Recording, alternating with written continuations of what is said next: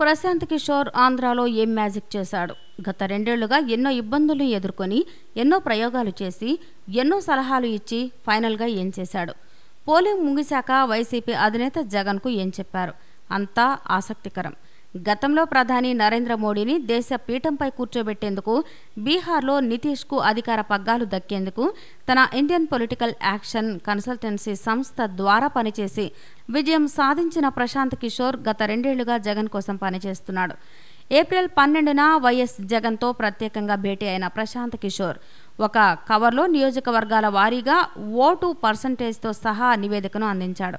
దేశవ్యాప్తంగా అనేక ఎన్నికలు చూసిన అనుభవం ఉన్న ప్రశాంత్ కిషోర్ మే 23 తర్వాత ఏపీ ముఖ్యమంత్రిగా వైఎస్ జగన్మోహన్ రెడ్డి బాధ్యతలు స్వీకరించబోతున్నాడు అని ప్రమాణ స్వీకారం ఖాయం అంటూ కాంగ్రెస్ చెప్పాడు. వైసీపీ వర్గాలు చెప్తున్న దాని ప్రకారం 115 అసెంబ్లీ స్థానాలు గెలుపొందడం ఖాయమని స్పష్టం చేశాడట.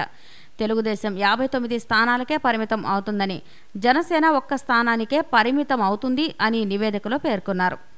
అనంతపురంలో వైసీపీ 7, టీడీపీ 7, కడపలో వైసీపీ 9, టీడీపీ 1, కర్నూలులో వైసీపీ 11, టీడీపీ 3, చిత్తూరులో వైసీపీ 10, టీడీపీ 4, నెల్లూరులో వైసీపీ 9, టీడీపీ 1, ప్రకాశంలో వైసీపీ 9, టీడీపీ 3, గుంటూరులో YCP 10, TDP 7, Krishna YCP 11, TDP 5, తూర్పు గోదావరిలో వైసీపీ 11, టీడీపీ 8, పశ్చిమ గోదావరిలో వైసీపీ 11, టీడీపీ 4, వైజాగ్లో వైసీపీ 6, టీడీపీ 8, జనసేన 1, విజయనగరంలో వైసీపీ 5, టీడీపీ 4, శ్రీకాకుళంలో వైసీపీ 6, టీడీపీ 4.